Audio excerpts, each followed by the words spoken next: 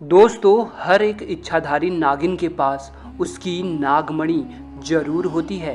कहते हैं जब स्वाति नक्षत्र की पहली बारिश होती है तो उसकी पहली बूंद कोबरा सांप के मुंह में अगर चली जाए तो वह सांप अपने मुंह से नागमणि उत्पन्न करता है। जब एक सांप नागमणि पा लेता है तो उसमें कई सारी शक्तियाँ आ जाती हैं, जैसे कि नाग का मनुष्य रूप धारण करना, मनचाही जगह पर पलक झपकते ही पहुंच जाना, अपना आकार कितना भी बड़ा कर देना और कितना भी छोटा कर लेना। ये सभी शक्तियाँ उसके पास आ जाती हैं। कहते हैं नागमणि की रोशनी बहुत ही ज़्यादा तेज होती है कि इसका प्रकाश कई किलोमीटर दूर से भी देखा जा सकता है। परंतु दोस्तों, एक इच्छाधारी नागिन अपने नागमणि को हमेशा लोगों की नज़रों से छुपा कर रखती है, परंतु जब भी कोई उसकी नागमणि उससे छीन ले तो नागिन का गुस्सा सातवें आसमान में होता है। ऐसी ही एक सच्ची घटना आज हम आपको बताने वाले हैं, जो कि बिहार के दरभंगा के एक ऐसे गांव में घटी जो कि जंगल के बिल्कुल करीब बसा हुआ है। इसी गांव में सौरभ और गोपाल नाम के दो व्यक्ति रहते थे।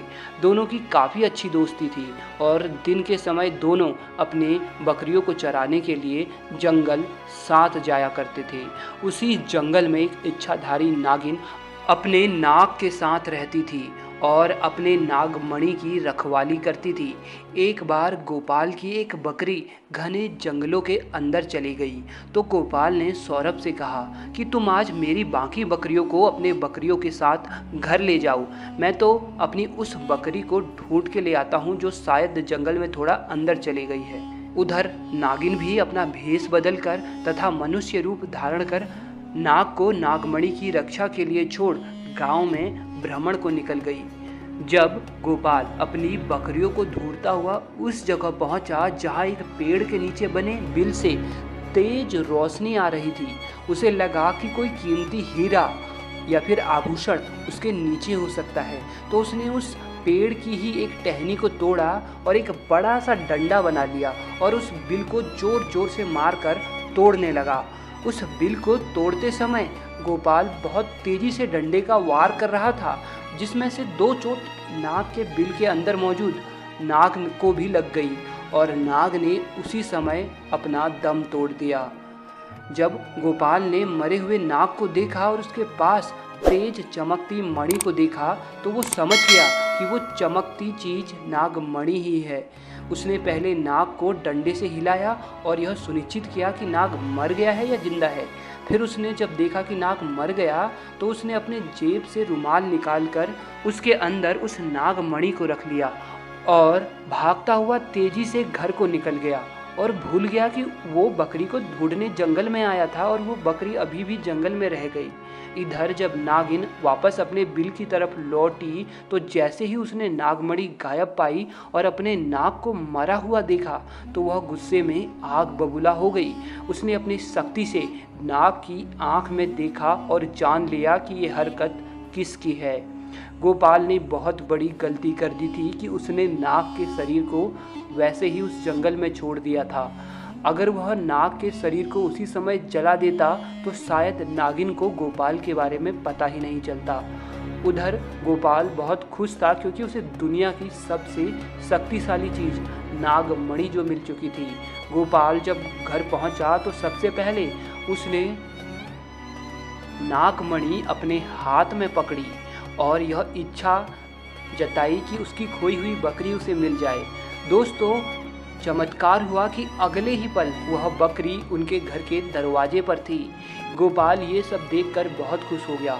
उसने नागमणि की सहायता से अपने घर को ही बदल दिया और अब वह गांव का सबसे अमीर इंसान बन चुका था और वह केवल और केवल नागमणि की मदद से।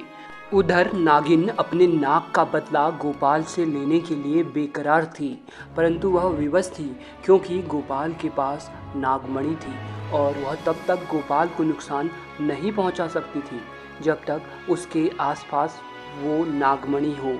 दोस्तों, कहते हैं कि इच्छाधारी नागिन बगैर नागमणि के भी कोई भी रूप धारण कर सकती है। अपनी इसी शक्ति का फायदा उठाकर नागिन ने एक सुंदर कन्या का रूप धारण किया और गोपाल किसी काम से दूसरे गांव जा रहा था तो उसके बीच रास्ते में बैठ गई और रोने लगी। जब गोपाल ने देखा एक बहुत ही सुंदर स्त्री रो रही है तो वह तुरंत बैलगाड़ी से नीचे उतरा और पूछा कि आप रो क्यों रही हो।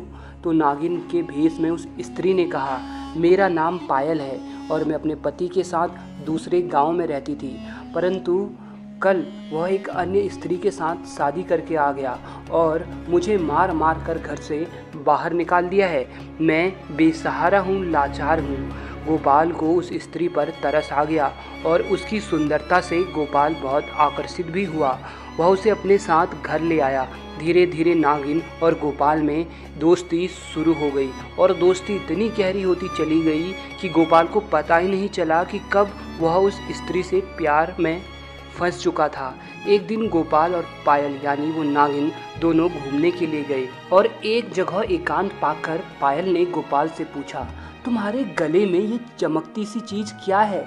तो गोपाल बोला, कुछ नहीं, एक साधारण सा आभूषण है, मुझे बहुत अच्छा लगा इसलिए मैं इसे गले में पहनता हूँ। दोस्तों, ये वही आभूषण था जो नागमणि के नाम से पुकारा जाता है। तब पायल बोली, क्या तुम कुछ समय के लिए मुझे ये दिखा सकते हो, क्योंकि मुझे इसकी चमक बहुत भाती है। मैं देखना चाहती हूँ कि आखिर मेरे गले पर ये कैसा लगता है। इस पर गोपाल चिल्लाते हुए बोला, नहीं, मैं तुम्हें ये नहीं दे सकता हूँ, इसके बदले तुम कुछ भी मांग लो, मैं तुम्हें दे दूँगा। इस पर पायल एकदम से गुस्सा होकर बोली, गोपाल, तुम तो कहते हो कि तुम मुझे अपने जान से भी अधिक प्यार करते हो और मैंने बस एक तुम्हारे गले की यह माला क्या मांगी। इस तुच्छ सी चीज़ के लिए तुम मुझे मना कर रहे हो और मुझ पर गुस्सा कर रहे हो। रहने दो, मैं जानती हूँ कि तुम्हारे लिए मैं ज़्यादा मायने नहीं रखती। परंतु गोपाल ने फिर न चाहते हुए भी अपनी वह माला निकाली और पायल को देते हुए बोला, ठीक है, कुछ समय के लिए तुम इसे पहन सकती हो, परंतु ध्यान से।